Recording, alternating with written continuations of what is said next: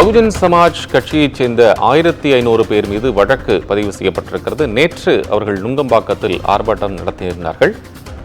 பகுஜன் சமாஜ் கட்சியினுடைய தலைவராக இந்த ஆம்ஸ்ட்ராங் படுகொலை செய்யப்பட்டதற்கு நீதி விசாரணை, சரியான விசாரணை வேண்டும் என்பது உள்ளிட்ட பல்வேறு கோரிக்கைகளை வலியுறுத்தி அவர்கள் இந்த போராட்டத்தில் ஈடுபட்டிருந்தார்கள். இதை கிட்டத்தட்ட அந்த பகுதியில் 1500 பேர் கூடியிருந்த சூழ்நிலையில் அவர்கள் மீது வழக்கு பதிவு செய்யப்பட்டிருக்கிறது.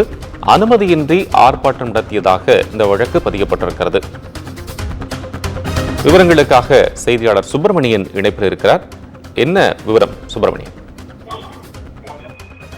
பகுஜன் சமாஜ் கட்சியுடைய மாநில தலைவராக இருந்த ஆம்ஸ்ட்ராங் கொலை செய்யப்பட்ட சம்பவம் பெரும் அதிர்வலைகளை ஏற்படுத்தியது.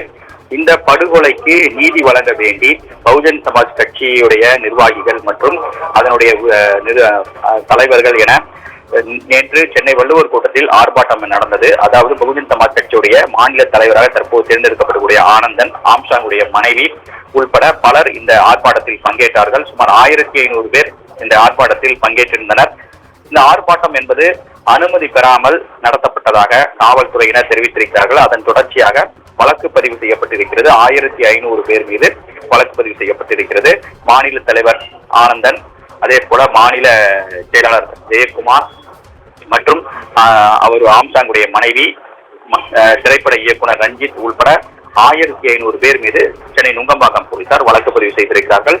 அனுமதி பெறாமல் நடத்தியதாகவும் அது மட்டுமல்லாமல் சட்டவிரோதமாக ஒன்று கூடியதாகவும் என வழக்கு பதிவு செய்யப்பட்டிருக்கிறது.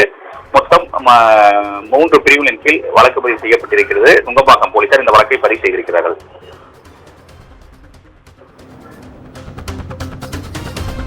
உங்களுடைய தகவல்களுக்கு நன்றி.